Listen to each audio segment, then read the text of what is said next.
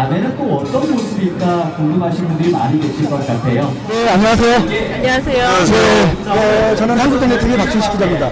저는 공주시청 창조도시과장 박연수입니다. 네, 안녕하세요. 공주대학교 박물관의 이현숙입니다. 제가 알기로는 이 공산성을 포함해서 이 부여시대 옛날 백제 문화가 유네스코 문화유산으로 지정이 됐는데, 예, 근데 유네스코로 이렇게 지정이 되면은 되게 이렇게 좋은 것도 있지만은 개발이라든지 아니면 발굴 그런 데 있어서 약간 좀 이렇게 제약을 받는 건 그런 건 없나요? 어때요? 뭐 세계유산이 등재되는 이유 자체는 이 문화재는 뭐 공주에 있는 사람만의 것이 아니라 대한민국에 있는 사람만의 것이 아니라 전 세계 인류가 함께 보호하고 관리할 만한 아주 중요한 문화적 가치가 있다고 인정받은 거거든요. 그래서 그거를 개발을 뭐 우리 어떤 공주 사람의 편리에 의해서 함부로 개발하지 말고 함께 세계 인류를 위해서 이렇게 좀 어떤 객관적인 기준을 가지고 개발하자 이런 식의 어떤 제안을 받긴 해요. 그런 제안을 받지만 또 하나는 그거에 합당하게 또 하나는 세계유산 도시로서의 무속을 갖기 위해서 그거에 합당한 투자를 계속 시에서 이제 하고 있죠. 저기 그게 관련해서 그전에 이게 여기 세계유산도 결국 문화재인데 문화재 영향검토 구역이라고 해가지고 제재만 받았어요. 건물을 못 짓는다, 개발 행위를 못 한다, 또 높이를 줄여라. 그래서 10년 전에 고도 보전 및 육성에 관한 특별법이 제정돼서 지금은 이 주변에 고도 지역으로 된 세계유산 주변 여기를 주민 지원 사업을 시행을 하고 있어요. 그래서 저 앞에 보이는 한옥들 있죠. 예, 최대 1억 2천까지 주고 있거든요. 아까 저기 뒤에 이렇게 집들을 보면은 약간 경주에 있는 보통 수영여행 많이 가잖아요. 이제 그런 느낌이 많이 나는데 뭐 그런 식으로 전체적으로 개발할 지금 계획 갖고 계신 건가요? 개발하기보다는 기존에 있는 저기 건물들은 좀 뭐 아름답게 외관을 정비하고 그 나대지 같은데 아주 이제 쓸모없는 집은 한옥으로 우리 기준에 맞는 한옥으로 이제 다시 신축을 하면 최대 1억 2천까지 지원을 해준다. 예. 그래서 지금 공주 요 세계유산 주변이 역동적으로 변하고 있습니다. 제가 감히 말씀드린 거는 지난 30년 동안보다 최근 3년이 더 변화됐어요. 그런 과정이 있습니다. 그러니까 그런 식으로 변화를 할 때 중요한 게 외지 관광객들이 많이 오는 게 상당히 중요하고 특히 외국인들 관광객을 많이 유치하는 게 전체적으로 이제 프라이드도 높이고 어떻게 수익적인 면에서도 좋을 것 같은데 근데 상대적으로 이 공주나 공산성은 그렇게 외국인들 방문이 많다고는 생각이 안 드는데 요즘 관광객 유치 활동은 어떠세요? 지금 많은 노력을 하고 있는데 우선 유치 활동이라기보다는 저는 깜짝 놀란다. 예를 들면 작년 겨울에 스페인 학생들이 100명이 왔다. 이거 옛날에는 상상을 할 수가 없었어요. 이게 세계유산 등재되고 나서의 효과입니다. 외국인들이 많이 옵니다. 지금 내가 세세한 데이터를 지금 뭐 여기서는 좀 말씀드리고 있는데 외국인 관광객들이 굉장히 놀랐어요. 그리고 뭐 관광공사라든지 우리 홈페이지라든지 해가지고 외국인들을 위한 소개라든지 그 사이트를 계속 업그레이드 하고 여기가 사실은 공산성이나 성살일고 분군 뭐 이번에 세계유산으로 등재된 지역이 아마 외국의 좀 뭐 규모라든지 그런 뭐 어마어마한 유적하고 비교해서 좀 그렇지 않느냐라는 뭐 일부의 시각이 있을 수 있습니다. 여기 박사님이 더 잘 아시지만 그러나 여기는 독특하게도 대륙의 문화를 받아들여서 우리 것으로 재창조해서 일본든 동남아에 전파한 흔적이 있다라는 아주 독특한 이런 세계유산입니다. 지금 아까 규모를 말씀하셔서 그런 생각이 들더라고요. 사실은 공산성이 지역에서는 유명할지 모르겠지만은 또 삼성 그러면 제일 유명한 게 세계적으로 만리장성이잖아요. 만리장성. 만리장성 가면 아주 규모가 참 으리으리하고 진짜 수천만 명이 이제 왔다 갔다 하는데 사실 현장을 가보면은 그렇게 솔직히 유명한 것만큼은 볼 건 없어요. 오히려 사람 구경하고 온다는 일이 많은데 근데 이제 공산성을 쭉 보니까 생각보다는 규모도 있고 생각보다는 옛날대로 복원도 많이 돼 있는 것 같고, 그러니까 입소문만 잘 나면은 되게 많이 뭐 국내 관광객들이 많이 들어올 것 같은데, 그러기 위해서 이렇게 젊은 사람들, 아마 저기 박사님은 수학여행 어디로 갔다 오셨어요? 수학여행 경주로 갔다 왔지. 저기 과장님은요? 수학여행 어디로 갔다 오셨어요? 전 옛날에 네, 옛날에 부여 같은 기억이 그 경주. 그렇죠. 저도 경주 세대인데 사실은 딱 수학여행 하면은 경주라는 게 딱 등식이 성립하잖아요. 근데 그런 뭐 고분이라든지 옛날 문화 그런 거 관련돼 가지고 사실 공주나 공산성하고 연결시키는 사람들은 좀 적거든요. 또 그런 식으로 해서 좀 이렇게 많이 경제 불국사 가는 것처럼 단체 관람객들을 좀 많이 유치하는 것도 일시적으로 좀 필요하지 않을까요? 단체 관광객이 의안. 지금 그러니까 아까 여기가 좀 부족해요. 많이 지정됐지만 저 보성 세계유산은 저기 방문자 센터라고 뭐 그런 게 필요하고 유적을 이해한다든지 지금 아까 중요한 말씀 많이 하시는데 이게 뭐 그냥 보이는 게 아니고 어떠한 의미가 있는지 이게 중요한데 요 부근을 비롯해서 종합정비 계획이 좀 수립하고 있고 일부는 여기를 방문자 센터로 이제 조금 이따 이제 착수를 할 건데 그래서 의미라든지 좀 여기 가치라든지 이런 거를 좀 보여줄 수 있는 물론 외국인을 위한 그런 저기 공간도 확보를 하고요. 그래서 그런 노력들을 끊임없이 열정을 가지고 할 겁니다. 그리고 공산성이 그동안 이제 백제 제가 아까 얘기했듯이 유적이 밑에 땅 속에 있다고 했잖아요. 그러니까 그걸 모두 다 우리가 확인을 할 수가 없었잖아요. 근데 공주시와 문화재청에서 이제 공주대학교 박물관하고 그동안 한 10년 동안 계속해서 발굴을 한 10년 동안 계속했어요. 해가지고 그동안 뭐 오칠 갑옷 정관 19년명 있는 오칠 갑옷을 비롯해가지고 저 성안마을 안에서 백제시대 건물지가 한 70여 동이 아주 밀집된 막 계획된 도시처럼 나왔어요. 그래서 그걸 이제 계속해서 연구하고 정비하면 이제 그 연구 결과를 가지고 거기에다 백제의 스토리를 입혀서 이제 사람들이 찾아갔을 때 그냥 허허벌판의 땅이 아니라 거기에 곳곳에 이야기가 있는 백제 이야기가 있는 그런 어떤 유적지로 다시 거듭날 수 있는 준비를 하고 있습니다. 그 제가 학교 다닐 때 뭐 지금도 마찬가지지만은 순서가 있잖아요. 삼국시대 얘기할 때 고구려, 신라, 백제. 고구려 백제 신라 아닌가요?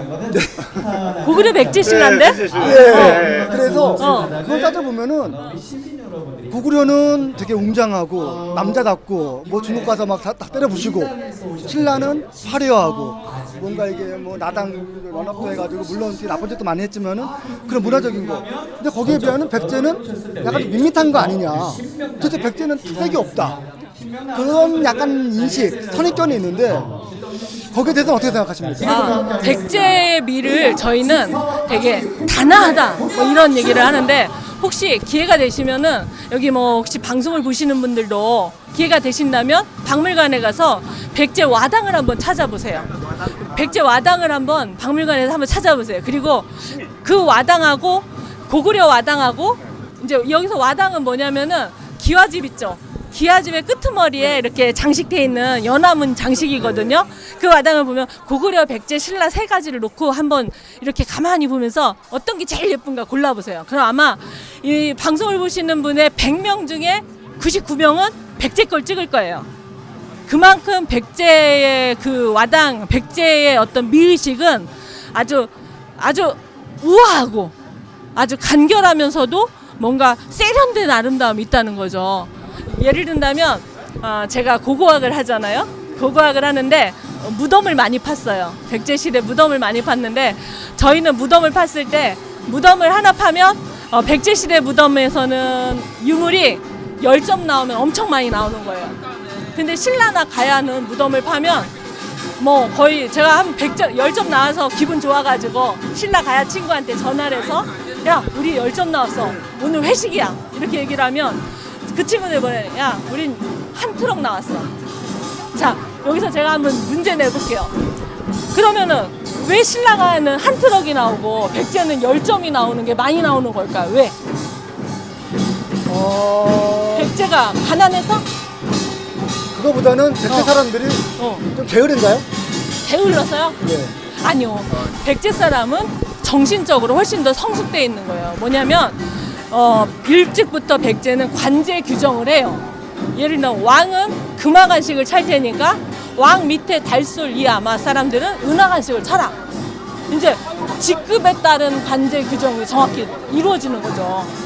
그만큼 제도가 일찍 정비되는 나라가 백제예요. 그리고 또 하나는 선택과 집중이 확실해요. 백제라는 나라는 해야 될 것은 확실하게 되고 하지 않아야 될 건 안 하는 나라. 그게 백제인 거죠. 그리고 저는 특히 그러는데 지금도 소통이라는 말을 많이 쓰는데 소통은 내 거를 얘기하는 게 아니고 남의 거를 좋으면 얼마든지 받아들일 수 있죠. 백제가 소통이 최고입니다. 대륙의 문화를 받아들여서 일본 최초의 사찰이 이제 지금은 없어졌지만 비조사라고 있는 비조사를 백제인이 가서 만들어줬어요. 일본의 그 사찰 중에 세계유산으로 등재된 사찰이 얼마나 많습니까? 그걸 다 했고 그러니까 들여와서 재창조했다. 우리 저기 세계유산 그 저기 심볼 파르테논 신녀 있죠. 그것도 사실은 거기서 창조했느냐? 아니에요. 이집트에서 만든 신전을 재창조해서 파르테논을 만든 거예요. 그런 이야기가 있고 거의 비슷합니다. 거의 좀 외형적으로, 외형적으로 뽑고. 근데 그게 확실한지는 모르겠어요. 내가 이제 알고 있는 사오지는 어쨌거나 지금 우리 시대에 가장 화두인 소통의 문제를 백제인들이 그렇게 잘했다. 그리고 지금 뭐 무령왕릉 수출도이라든지 금동대학로에서 나타나듯이 어떤 금속공예라든지 그 뭐 오칠 뭐야 갑옷대 뭐그 수준에 미쳐서 우리가 언뜻 생각하면 뭐 건축물이라든지 토목공학 이렇게 얘기하잖아요. 그 흔적이 없어요. 근데 최근에는 여기 부여 박물관에서 왕웅사지 이거 침이라든지 웅장한 걸 보이는데 규모나 그런 게 어마어마 상상할 수 있는. 다만 지금 너무 확실하게 안 남아 있어서 우리가 느끼지 못해서 그렇지 충분히 상상할 수 있습니다. 그러면은 뭐 몇 년만 더 노력하시고 더 많은 분들이 협정을 하면은 우리가 흔히 생각하는 뭐 경주, 불국사, 뭐 경주에 있는 그런 것처럼 공주 지역에서도 얼마든지 그런 부분들을 이제 볼 수가 있겠네요. 그렇습니다. 저기 목사님도 계시지만 어쨌건 저기 장기 계획도 우리 했는데 여기 공주 지역이 그러니까 삼국시대 수도 그러니까 백제시대 수도였었고 그 위에 지방의 아주 굉장히 중심적인 그 역할을 계속 수행했어요. 도읍지 그러니까 지방의 지방의. 그래서 이제 그게 단점이 됐는데 근래 대전으로 이제 도청을 옮기기 전까지 그때 문화재보호법이 좀 확실치 않은 시절에 여기 그냥 막 그러니까 힘이 있으니까 해친 거예요. 그래서 위에다 건물을 저기 조사도 못하고 이렇게 만들어져 있고 그래서 훼손되는 그런 일이 많았는데 지금도 여기 대통사라는 절이 어마어마했다고 그러는데 그런 찾는 노력을 하고 있거든요. 근데 그게 좀 어렵고 시간이 좀 사유화돼가지고 구지들이다. 그래서 그런 노력을 계속 하고 있습니다. 근데 보통 사람들은 이제 금강산도 식후경이라고 아무리 훌륭한 유적을 보고 아무리 뭐 의미 있는 걸 보더라도 사실은 딱 그것만 보고 집에 가기 좀 아깝거든요. 가면 맛있는 것도 먹어야 되고 어디 가서 또 기념품도 좀 하나 사고 싶고 또 여기 온 김에 어디 한번 좀 가고 싶은 데가 있고 어떻게 보니까 복합 쇼핑몰처럼 다양하게 이제 구성을 하는 게 상당히 중요할 것 같은데 제가 여기는 공주 부여 쪽에도 그래서 이제 박물관들이 상당히 많은 걸로 알고 있거든요. 예, 그것도 이제 발굴 시기마다 되게 특색이 있는 박물관들이 되게 많은 것 같은데 그러니까 특히 이제 젊은 엄마 아빠들이 학생들 이제 자녀들 데리고 이제 갈 만한 뭐 그런 데 있으면 몇 가지 좀 추천을 좀 해주시죠. 공주는 그 우리나라 남한 지역에서는 최초로 확인된 구석기 유적이 확인된 공주 석장리 박물관이 있습니다. 그러니까 이 공주 석장리 박물관은 우리나라에서는 원래 뭐 구석기 시대가 없었다. 일제 강점기 때 뭐 그런 얘기를 했었는데 무슨 소리야? 구석기라는 거를 정확히 확인해가지고 우리나라 역사가 이렇게 빨리 시작됐다는 걸 보여준 대표적인 유적이 된 거거든요. 그래서 그 구석기 유적이 발굴돼서 확인된 석장리 구석기 박물관이 있고 또 이제 뭐 공주박물관은 이제 백제 역사와 유적을 보여주는 이제 중요한 박물관. 그리고 이제 뭐 부여에도 구석기 시대 그 유적이 처음 발굴됐으면은 네, 어떻게 보면은 가장 한반도에서 네, 그나마 좀 체계화되고 네. 시스템이 갖춰준 어떤 그런 도시 문화가 제일 먼저 생긴 게 백제라는 얘기 아니에요? 백제? 아니, 그러니까 이 공주 부여 쪽에서 시작된 거라고 이렇게 봐도 되는 거예요? 아니, 역사적으로 봤을 때는? 물론 구석기 유적이 뭐 공주에만 있지는 않았죠. 그쵸. 우리나라의 전국에 구석기 유적들이 있었는데, 그러니까 이거는 좀 역사 이야기를 해야 되는데 아, 원래 최초의 발굴인 거지. 그러니까 최초의 유적지는 아니라는 얘기죠. 그렇죠. 원래는 이제 북한에서 함경부 때 네. 동관진 유적이라는 유적이 확인이 됐었어요. 근데 일본인들이 이거는 구석기 유적 아니라고 했었죠. 그러다가 남한에서 최초로 발견된 구석기 유적인 거죠. 남한에서는. 그래서 한반도에 구석기 유적이 있구나. 그래서 우리나라의 구석기 문화를 처음으로 고증한 유적이 석장 유적이라는 거죠. 그게요 굉장히 의미가 큰 게 처음으로 시작했다. 지금 우리 돈 안 되는 일 직접 뭐 투자할 수 있겠습니까? 시작을 할 수 있겠습니까? 그때 이제 손보기 박사님의 그 어떤 그 뭐랄까 그 헌신적인 열정과 노력 끈기에 의해서 이제 발굴이 됐는데 그 이제 옛날에 돈도 안 생기죠. 뭐 그걸 땅 속에 돌을 짓는다고 하면 사람들이 무서웠어요. 예. 그랬는데 그런 헌신적인 노력 때문에 여기까지 온 거고 구석기 유적을 제가 이제 학자로서 아닌 일반인들 입장에서 조금 보면 우리들이 독버섯을 먹으면 죽는 이유를 구석기인들이 수없이 먹고 죽어서 지금 독버섯을 먹는 거라. 이게 이용준 선생님이 거기 박물관 개관식 때 와서 하신 말씀인데 그러니까 여기 오기까지 우리들이 지금 여기 누리기까지 구석기 시대 때 그 아주 오랜 기간 동안 그게 점점 발달해 와서 여기 와 있는 거지. 그 시대가 그러니까 뭐 빼낼 수 없이 우리 오늘을 생각할 수 없고 그 이제 장소적으로는 거기 이제 가끔가다 가보면 굉장히 마음이 편안해요. 한번에 이제 좋고 그리고 겨울에 눈이 안 쌓이잖아요. 공주에서 제일 빨리 녹는 곳이 그게. 그러니까 뭐냐면 깜짝 놀래요. 눈을 칠 필요도 없어요. 가장 살기 좋은 곳에 구석기인들도 산 거예요. 그러니까 공주가 사람들이 살기가 굉장히 좋은 곳이다라는 의미도 있는 거예요. 이게 공산성 별빛 음악회 뭐 축전하면은 그 일반 시민들이나 아니 외지인들 관광객들이 좀 즐길 만한 거리나 그런 뭐 이벤트 같은 거 좀 또 뭐가 있을까요? 여기 오면은 뭐 좋다 이런 거 한번 와서 이거 즐겨봐라. 여기요 이야기가 많잖아요. 이야기가 여기 지금 현장에서 보고 하는 그런 이야기인데 달빛 기행이나 여기 그 전에 요거 시내 재민천을 따라서도 밤맛이라고 하는데 이거는 공주 지역이 근대까지 역사가 이어졌잖아요. 그 와중에 여러 가지 이야기가 있어요. 그 현장에 조그만 골목길이라든지 여기 좀 유적이 있으면 여기 장소가 옛날에 어떻다는 그 설명을 하면서 느끼면서 가는 거거든요. 전체적으로 다 길게는 설명을 못 드리지만 그 장소성하고 역사적 사실에 대한 이야기를 들으면 야 이렇게 재밌는 문화재 야행이 있을 수 있는 걸 느낍니다. 근데 낮에도 좋은데 물론 사람이 이렇게 별빛을 받고 달빛을 받으면은 이제 뭐 분위기도 취하고 더 한층 이제 감정적인 부동을 하는데 왜 꼭 야행을 처음에 아이디어를 내신 거예요? 그런 부분들이 좀 강했나요? 사람들의 좀 감수성을 좀 자극하기 위해서? 문화는 이렇게 그냥 누가 얘기해 주는 거로만 느끼는 게 아니라 문화는 본인이 느낄 때 좋은 거잖아요. 예를 든다면 그 어느 가수가 있어요. 예를 들면 김건모가 있다고 하면 어떤 사람은 김건모를 무지하게 좋아하고 어떤 사람은 김건모를 무지하게 싫어하잖아요. 이유는 뭐예요? 그냥 어느 한 부분에 꽂히기 때문인 거예요. 근데 그거는 내가 느껴봤을 때 그 느낌이 오는 거잖아요. 근데 공산성을 뭐 낮에 봤을 때는 이렇게 이성적으로 보게 되잖아요. 이성적으로. 근데 야행이라는 거는 이 밤에 보면서 감성으로 느끼는 거죠. 감성으로 느낄 수 있는 거죠. 감성으로 만나는 문화재.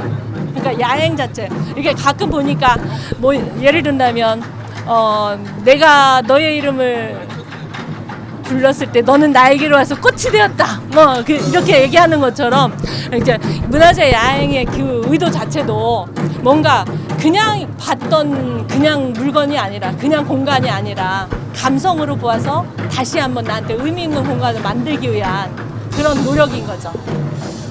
남산에 예전에 저 어릴 때는 없었는데 열쇠를 채우고 메모지를 하면서 영원한 사랑과 영원한 우정과 그거를 이렇게 하는 게 사실 어느 순간에 갑자기 누가 시켜서 한 건 아니고 이렇게 자연스럽게 됐었거든요. 그러니까 저는 문화라는 거는 역사와 전통 상당히 중요하기도 하지만은 현 시대에 맞게 지금 살고 있는 우리들이 가장 잘 체험하고 가장 잘 표현할 수 있는 그런 또 해방의 자리를 마련해 주는 것도 이게 중요하다고 생각을 하는데 그런 식의 아이디어라든지 그런 거는 예를 들면 뭐 캐릭터화도 될 수가 있고요.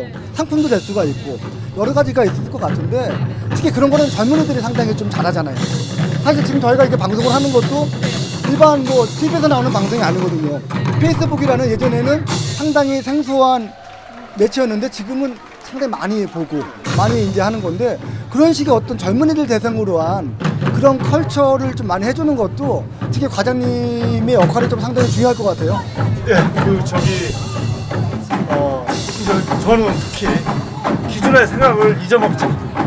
지금 아까 야행하셨는데 방과 낫의 구분이 없어진 게 몇 년 됐어요, 사실. 예, 벌써 그렇게 됐어요. 그 사실은 죄송한데 그 질문이 이상해요, 사실. 역발 평정을 하면. 그래서 뭐 야간에 볼 수 있는 게 기존에 주간에만 봐야겠다는 사고에 젖어서 야간이 왜 하느냐는 질문이지 야간에 옛날부터도 좋아하는 사람들은 봐왔었고 우리는 그거를 받아들여서 시작한 것 뿐이고 앞으로 지금 말씀하신 거 기존의 모든 걸 관념이라든지 이런 거를 버리고 새롭게 지금 뭐 관광객이나 뭐 여기 찾는 사람들이 수준이 되게 높아요. 내가 뭐를 보여주려고 하지 말고 그 사람들이 요구하는 것이 무엇인데 그걸 캐치해서 우리가 보여주자. 공주시 문화재 관광 정책이 그래야 된다고. 그런 말이에요. 무조건 젊은 사람들, 어린 친구들이 더 많이 자부심을 갖고 느낄 수 있게 해주는 게 관광 선진국이 되고 문화 선진국이 된다고 생각을 하는데 근데 좀 아쉬운 게 있어요. 공주 그러면은 사실 저는 밤이에요. 먹는 밤. 네.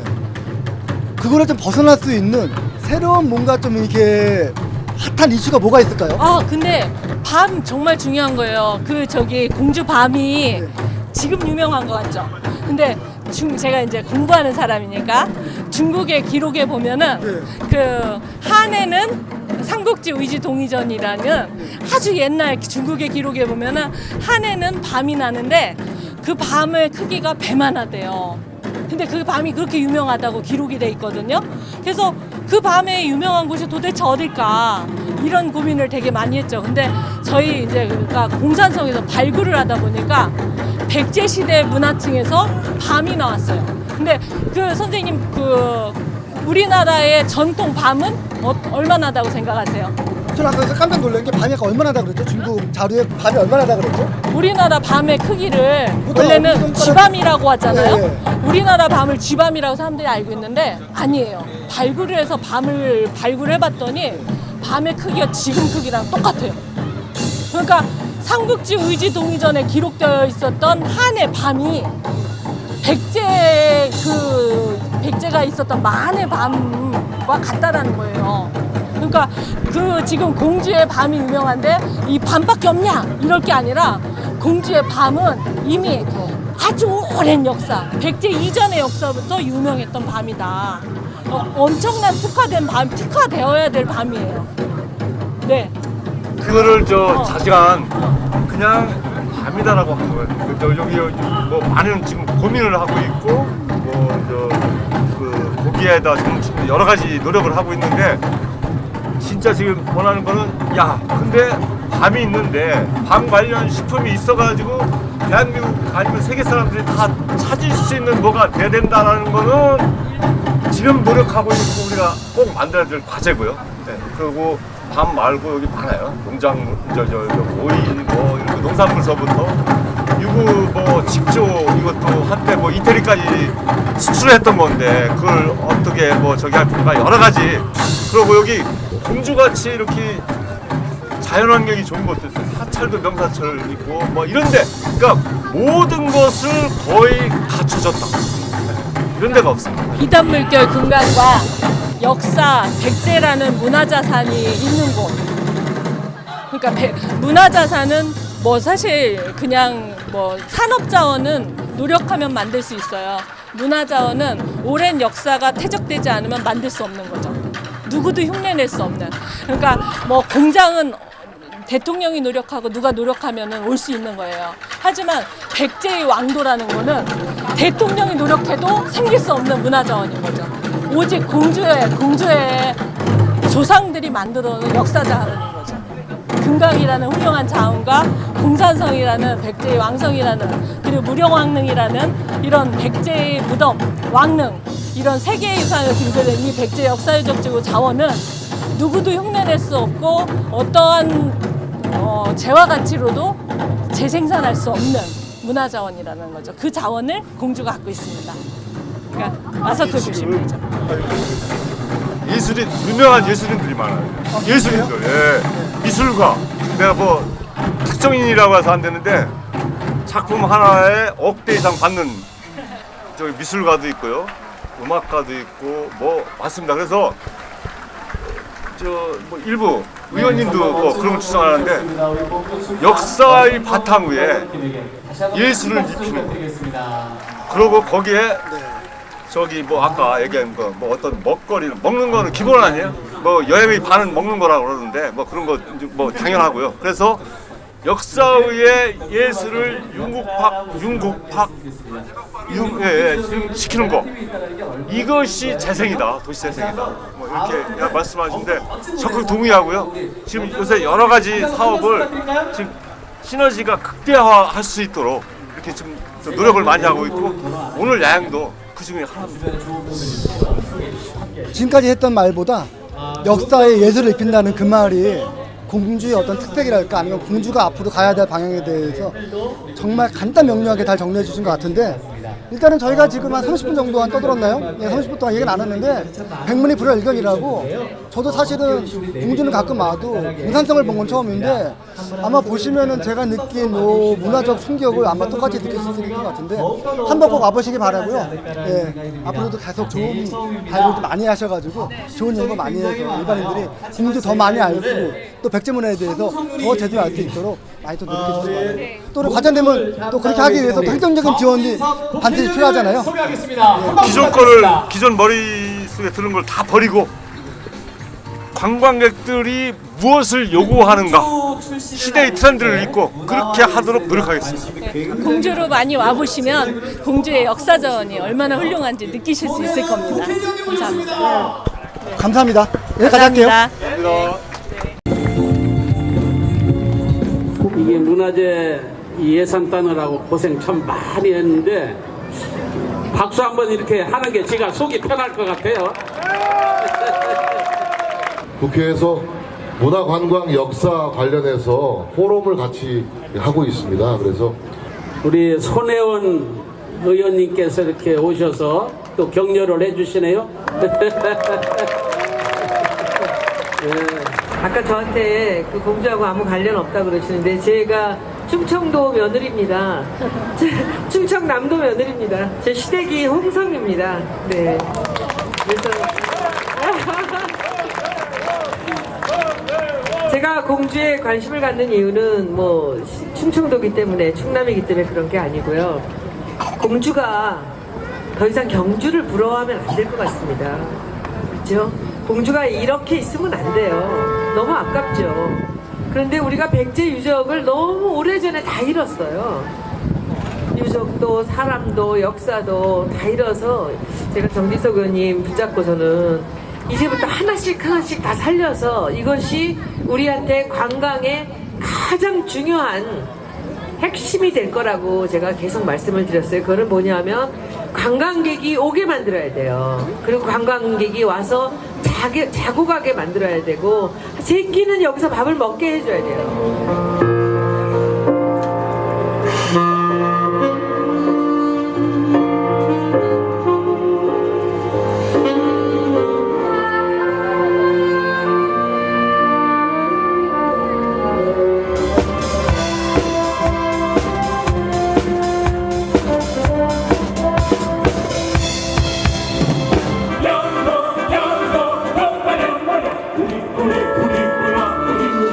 오른손 왼손을 붙잡고 돌아가시면 되겠고